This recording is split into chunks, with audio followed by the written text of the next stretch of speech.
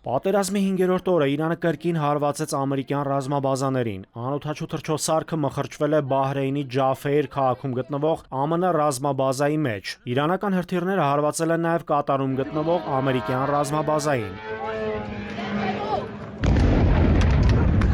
Այո, Իրանին օգնում են ուղղակիորեն Չինաստանը։ Հիմա շատ հստակ են հարվածում։ Իսպանիան է հրաժարվել թույլատրել ամերիկյան զինվորականներին օգտագործել իր բազաները Իրանի դեմ հարվածների համար։ Դրան ի պատասխան ԱՄՆ նախագահ Դոնալդ Թրամփը սպառնաց, թե Իսպանիայի հետ ամբողջ առևտուրը կդադարեցնի։ Իսպանիայի կառավարությունից արձագանքեցին, ունեն անհրաժեշտ ռեսուրսներ ԱՄՆ առևտրային էմբարգոյի հնարավոր հետևանքները զսպելու համար։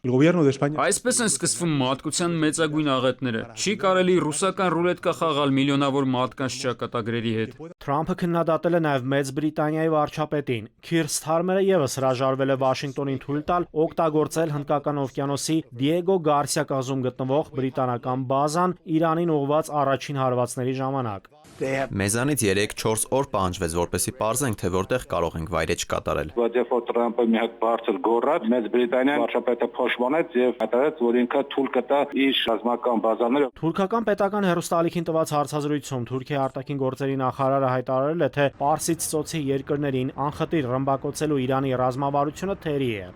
Հակամարտությունը ծավալվում է ամբողջ տարածաշրջանում եւ մեծացնում է էներգետիկ անվտանգության եւ կայունության ռիսկերը։ Իսրայելի պաշտպանության նախարարը X-իր էջում գրել է, թե Իրանի ցանկացած նոր առաջնորդ կդառնա լիկվիդացման թիրախ։ Կացը հայտնել է, թե Իսրայելի համար որևէ նշանակություն չի ունենալու թիրախի տեղանքը։ Ի դեպ, Իրանի նախկին նախագահ Մահմուդ Ահմադինեժադը իր մահվան մասին լուրերից հետո հայտնվել է հանրության առջև։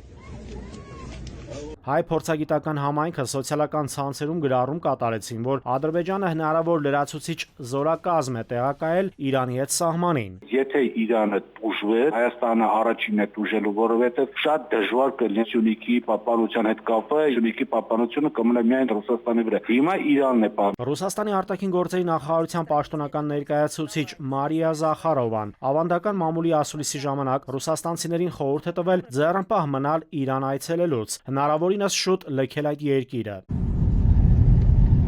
Օրվա ընթացքում տեղեկություն տարածվեց, որ Նորդուս անցակետում ժամանակավորապես դադարեցվել է հայ-իրանական սահմանի հատումը քաղաքացիների համար։ Սահմանափակումը կապված է ինտերնետ կապի խափանման հետ, որի պատճառով խաթարվել է մաքսային ձևակերպումների համակարգի աշխատանքը։ Քննչական կոմիտեն տեղեկացրեց, որ Աֆղանստանի քաղաքացիների երկու խումբ փորձել է Իրանից Արաքս գետով անցնել Հայաստան։ Քննչական կոմիտեի Սյունիքի մարզային քննչական վարչությունում նախաձեռնվել է 2 քրեական վարույթ։ Նաիրի Մուրադյան, ժամը լրատվական։